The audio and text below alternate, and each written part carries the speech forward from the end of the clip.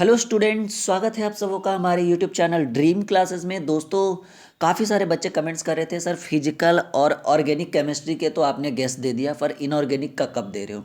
तो वो इंतज़ार खत्म हुआ। आज हम आप लोग को इनऑर्गेनिक केमिस्ट्री के इंपॉर्टेंट गेस क्वेश्चन देने वाले हैं जो इस बार 12वीं की बोर्ड की परीक्षा में पूछे जाने की संभावना है। ये सभी क्वेश्चंस काफ़ी इंपॉर्टेंट है, बिल्कुल भी इग्नोर मत करिएगा। इनऑर्गेनिक केमिस्ट्री के ये एक इंपॉर्टेंट गेस क्वेश्चन है। आप इसका सॉल्यूशन हमारी वीडियोस देखकर ले सकते हो। हमारे नोट्स जो जिन जिन बच्चों ने पीडीएफ प्रोवाइड परचेज़ किया है, वहाँ से हमारी वीडियोस आपको इनऑर्गेनिक केमिस्ट्री का, ऑर्गेनिक का, फिजिकल का सारा मिल जाएगा नोट्स में।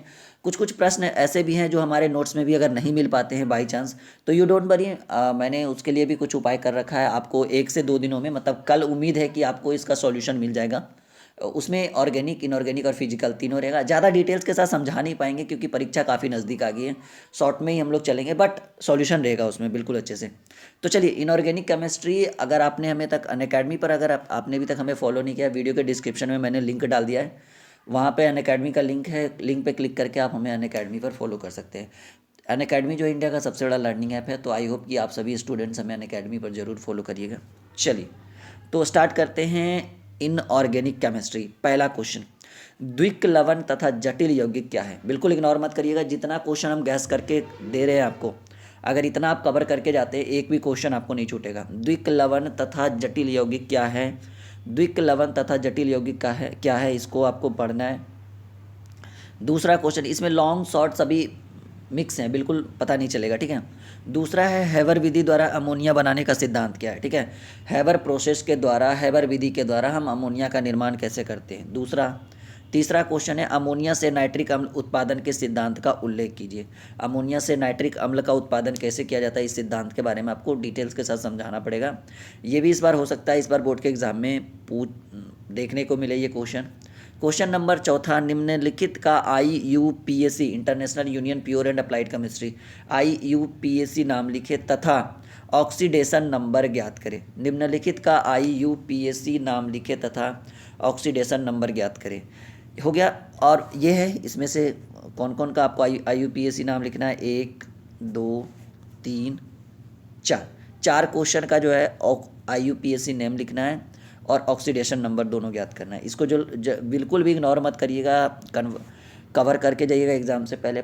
प्रभावी परमाणु क्रमांक क्या है। जैसा कि आपको पता है, हमारी टीम जो है वो काफ़ी दिन ब दिन आप लोगों के सपोर्ट की वजह से वो काफ़ी जो है वो हाईलाइटेड हो रही है। पूरे स्टेट में कहिए या जो कहिए, सब जगह हाईलाइटेड हो रही है हमारी टीम। तो ये सब आपका जो है ना, आपके प्यार की वजह से, मतलब आपके सपोर्ट की वजह से ऐसा हो रहा है।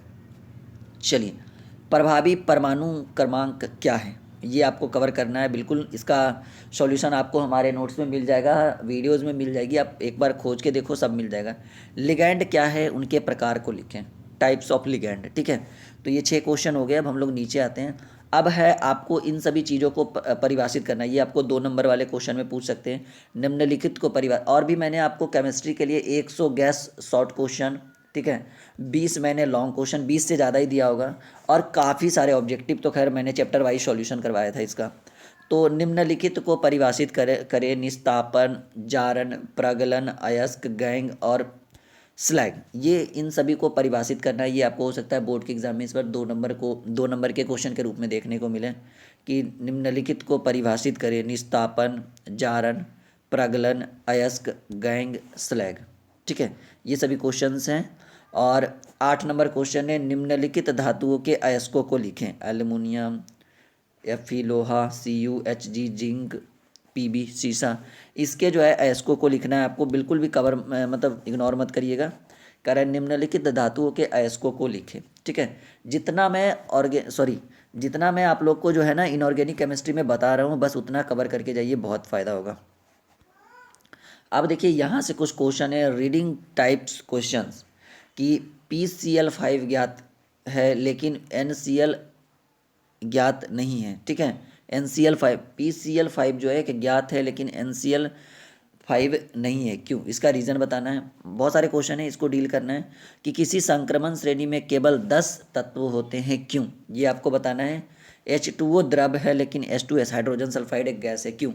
तो देखिए, इसका आप कॉपी तैयार कर सकते हो। अगर 2 दिन आप अच्छे से पढ़ोगे ना केमिस्ट्री, तो एक टॉपिक तो बिल्कुल कवर हो जाएगा, फिजिकल, केमिस्ट्री, ऑर्गेनिक, मतलब 2-2 दिन, एक-एक दिन, अब तो समय बचा नहीं, एक दिन में आप सारा कवर कर सकते हो। जो आपका आपने जहाँ पढ़ाई की होगी या हमारे वीडियोस देखकर आपने क्वेश्चंस नोट किया होगा, तो वहाँ पे टिक लगा लो ये देखकर, ठीक है। टिक लगाने के बाद जो है वो सारा बिल्कुल बन जाएगा, आपको एक भी क्वेश्चन नहीं छूटेगा, ठीक है।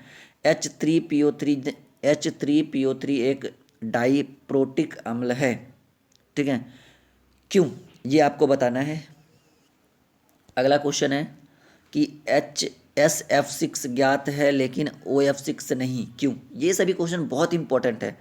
और HFHI की तुलना में दुर्बल अम्ल है, क्यों। अक्रिय गैस एक परमाणविक होती है, क्यों। संक्रमण तत्व क्यों रंगीन यौगिक बनाते हैं, व्याख्या करें। ये आपको बताना है कि संक्रमण तत्व जो है एक रंगीन यौगिक बनाते हैं, क्यों। अक्रिय गैसों में केवल XE ही सही रासायनिक यौगिक बनाता है, क्यों। ये आपको बताना है। वर्ग समूह 18 के तत्वों को उत्कृष्ट गैस क्यों कहा जाता है, ये आपको बताना है। NH3 हाइड्रोजन बंध बनाता है परंतु PH3 नहीं बनाता है, क्यों। ये आपको बताना है। तो बिल्कुल ये वीडियो पूरा देखिए, क्वेश्चन को नोट करिए, आपको एग्जाम में बहुत फ़ायदा होगा, बहुत ज़्यादा फायदा होगा, ठीक है। N2 कमरे के ताप पर कम क्रियाशील है, क्यों। N2 है ना, N2 जो है वो कमरे के ताप पर कम क्रियाशील क्यों है, ये आपको रीज़न बताना है। PH3 का क्वथनांक NH3 के क्वथनांक से कम होता है, इसका रीज़न बताना है। NH3 लुईस क्षारक के रूप में कार्य क्यों करता है, ये आपको बताना है। फ्लोरीन की, ये जो फ्लोरीन वाला है ये भी क्वेश्चन पूछ सकता है, फ्लोरीन की इलेक्ट्रॉनिक बंधुता का मान क्लोरीन से कम होता है, ये आपको बताना है। तो ये काफ़ी ज़्यादा बड़ा टॉपिक नहीं है हमारा, ठीक है। अगर आप चाहो एक दिन में इस चीज़ को आप कवर कर सकते हो, ठीक है, बिल्कुल आराम से। ऑर्गेनिक केमिस्ट्री जो है ये हमारा ज़्यादा लंबा टॉपिक नहीं है। अगर आप मन बना लो कि मुझे एक दिन में आपको इस चीज़ को कवर करना है तो काफ़ी है। मैं तो इस चीज़ को काफ़ी मानता हूँ, ऑर्गेनिक केमिस्ट्री को, यहाँ सॉरी इनऑर्गेनिक केमिस्ट्री को, ठीक है। तो एक दिन का ये टॉपिक है, उम्मीद है कि वीडियो पसंद आया होगा। तो ये काफ़ी छोटा वीडियो था, लगभग में 7-8 मिनट की वीडियो है। क्वेश्चन को अपनी कॉपी में ज़रूर नोट करिएगा।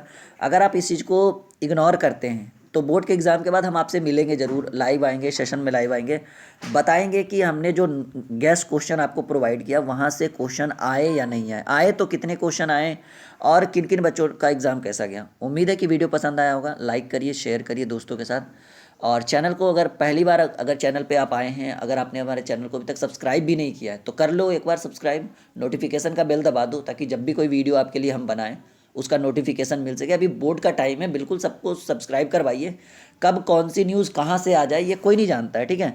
तो इस तरह से चैनल आपके लिए, यूट्यूब चैनल आप ड्रीम क्लासेस जो है आपके लिए काफ़ी फ़ायदेमंद साबित हो सकता है आपके एग्ज़ाम्स के लिए। Thank you watching this video.